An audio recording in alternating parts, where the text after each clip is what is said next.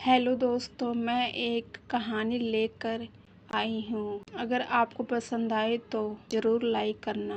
भूतिया की डरावनी कहानी है ये। आशा करती हूँ कि आपको ज़रूर पसंद आएगी। एक सुमन नाम की लड़की थी, वह बड़ी हो चुकी थी। अब उसके माता पिता उसकी शादी की चिंता कर रहे थे। बल्कि सुमन बहुत अच्छी लड़की थी। सुमन के लिए कई अच्छे अच्छे लड़के वाले रिश्ता लेकर आ रहे थे। सुमन के परिवार में विचार चल रहा था कि एक दिन सुमन की मौसी एक अच्छे लड़के का रिश्ता लेकर आती है। उस लड़के का फोटो बहुत ही सुंदर होता है, जिसे देखते ही सुमन के माता पिता बहुत खुश हो जाते हैं। वह तय करते हैं कि इसी लड़के से सुमन की शादी करेंगे। सुमन को भी लड़का अच्छा लग रहा था। सुमन की मौसी लड़के वालों को रिश्ते के लिए हाँ करा देती है और अगले ही दिन लड़के के परिवार को बुलाया जाता है ताकि लड़का और लड़की एक दूसरे को देख ले, बात कर सके। अगले दिन जैसे ही लड़के वाले आते हैं, सुमन की नज़र लड़के पे पड़ जाती है और वह पहले ही नज़र में उसे दिल में बिठा लेती है। सुमन के घर में लड़कों वालों का बहुत ही अच्छा स्वागत किया जाता है। दोनों परिवार के बीच में एक रिश्ता की बात तय हो जाती है। दोनों की धूमधाम से शादी करने की बात की जाती है। शादी के बाद सुमन को लड़का शहर में लेकर चला जाता है। वह एक कंपनी में साथ में दोनों रहते हैं और काम करते हैं। शादीशुदा जिंदगी बड़े अच्छे से बिताते हैं। सुमन अपने पति को बहुत प्यार करती है। ऐसा लग रहा था मानो सुमन को 7 जन्म की खुशियाँ एक ही जन्म में मिल गया। एक दिन सुमन को उसका पति फिल्म देखने ले गया। दोनों पूरा दिन खूब मज़ा करते हैं, लेकिन जैसे ही वह आपस लौट रहे होते हैं, अचानक सुमन के पति के सामने एक कार आ जाती है, जिस कार से सुमन के पति की एक्सीडेंट हो जाती है।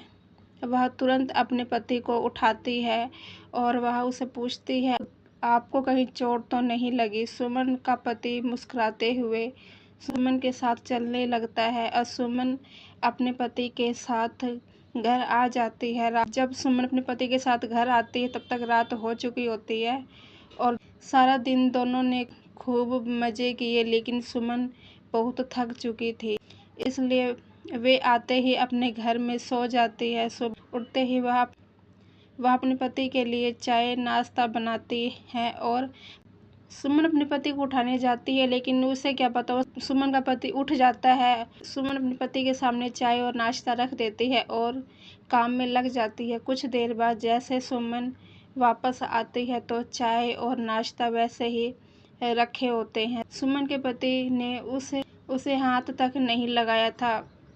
वह अपने पति से बोलती है, यदि आपको चाय नहीं पीनी थी तो आप मना कर देते, बर्बाद क्यों करवा दिए? सुमन का पति कहता है, कोई बात नहीं, मेरे लिए खाना मत बनाना, आज मेरा मूड नहीं है। सुमन का पति तैयार होकर अपने ऑफिस के लिए निकल जाता है। सारा दिन सुमन घर में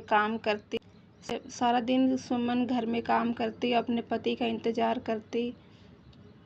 2 दिन गुजरते ही सुमन के घर के दरवाजे पर कोई आवाज़ लगा रहा था। सुमन दरवाज़ा खोलती है, सामने उसकी कंपनी का चौकीदार खड़ा होता है, जहाँ सुमन का पति काम करता है। चौकीदार सुमन से पूछता है, मैडम 2 दिन हो गए, 2 दिन से सर ऑफिस नहीं आए हैं, उनकी तबीयत खराब है क्या मुझे मैनेजर साहब ने भेजा है? मेरे पति तो रोज़ तैयार होकर ऑफिस निकल जाते हैं, फिर वह ऑफिस नहीं गए तो कहाँ गए? चौकीदार के जाते ही सुमन अपने पति के घर लौटने का इंतजार करती है।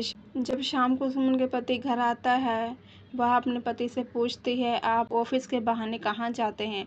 सुमन का पति उसे यहाँ वहाँ की बात में घुमाकर अपने कमरे में चला जाता है। अगली सुबह सुमन घर के दरवाजे पर दूध ले रही होती है, तभी चौकीदार फिर आ जाता है।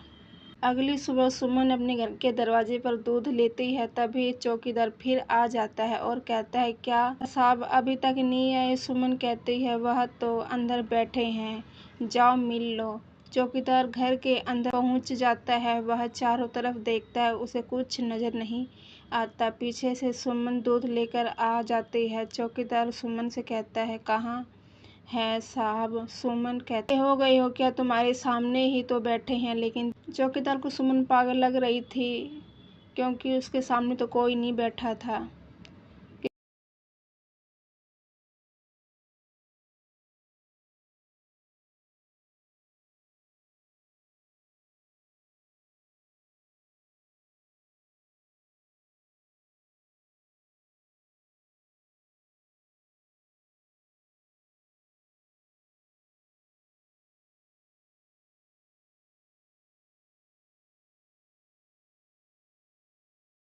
उस दिन जब कार से एक्सीडेंट हुआ था तो सुमन के पति की जान जा चुकी थी।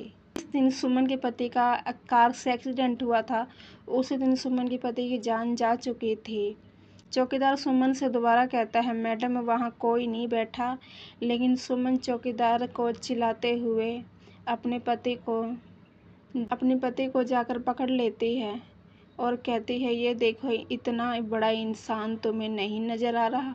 सुमन के साथ कोई दिखाई नहीं दे रहा था। चौकीदार वापस लौट जाता है और कंपनी में जाकर सारी बात कह देता है। जब कई दिनों तक सुमन का पति काम पर नहीं आता, कंपनी की तरफ से दिया हुआ कमरा खाली करने का नोटिस भेज दिया जाता है। सुमन नोटिस पढ़ते ही चिंता हो जाती है और अपने पति से कहती है, आप कंपनी में काम कर रहे हो, फिर क्यों घर खाली करने को नोटिस भेजा गया? सुमन का पति भूत बन चुका होता है, लेकिन सुमन उसे साधारण समझ रही होती है। उसी शहर में एक पुराना घर था, कई सालों से बंद पड़ा था और वहाँ कई भूत आत्माएं रहती थी।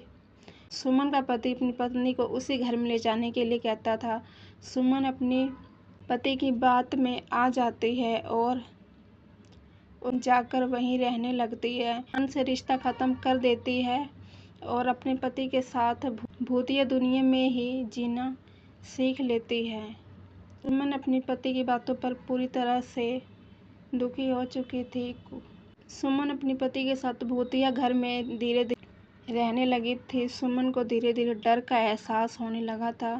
वह अपने पति के अंदर बदलाव देख रही थी, लेकिन वह अपने पति के प्यार में इतनी दीवानी थी कि उसे एहसास ही नहीं हुआ कि वह भूत की पत्नी बन चुकी थी।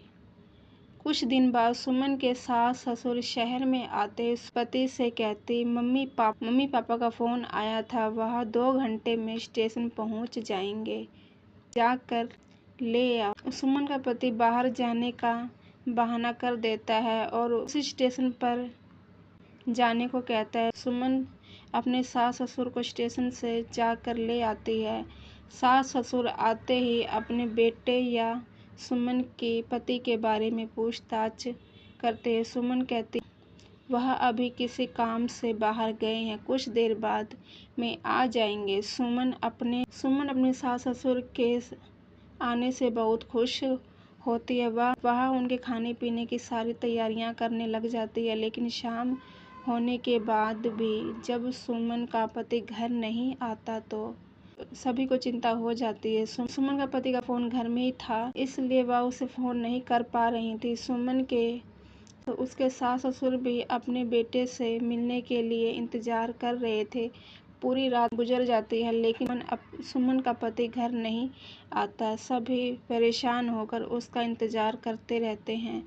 सुमन के ससुर सुमन से पानी पीने के लिए मांगते हैं और जैसे ही सुमन उनके लिए पानी लेके आती है, उसे सुमन को उल्टियाँ करते हुए देखकर उसकी सास उसके पास आकर उसका हालचाल पता करती है।